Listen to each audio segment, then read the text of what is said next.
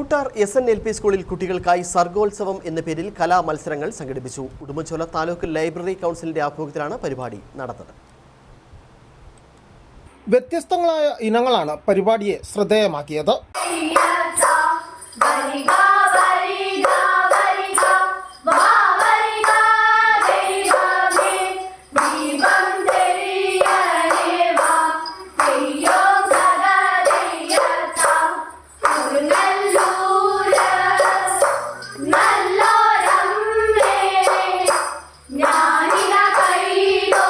കലാപ്രകടനങ്ങൾക്ക് പുറമെ രചനാ മത്സരങ്ങളും നടന്നു.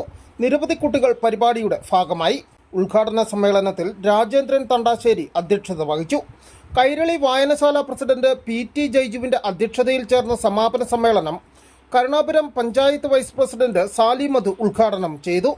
യോഗത്തിൽ S മനോജ്, കൊച്ചറ TP രാജേഷ് എന്നിവർ സംസാരിച്ചു. പരിപാടിയോടനുബന്ധിച്ച് കുട്ടികളുടെ വായന പ്രോത്സാഹിപ്പിക്കുന്നതിനായി കൂട്ടാർ SNLP സ്കൂളും കൈരളി വായനശാലയും ചേർന്ന് വീടുകളിലേക്ക് പുസ്തകം എത്തിക്കുന്ന പുതിയ സംവിധാനത്തിന് തുടക്കം കുറിച്ചു. 5 പുസ്തകങ്ങളാണ് ഒരു വീട്ടിലേക്ക് കൊടുക്കുന്നത്. വായിച്ച് തീരുന്ന മുറയ്ക്ക് പുസ്തകം വീട്ടിലെത്തി തിരിച്ചു വാങ്ങുകയും പുതിയ പുസ്തകങ്ങൾ നൽകുകയും ചെയ്യും. News bureau, Udumbanchola.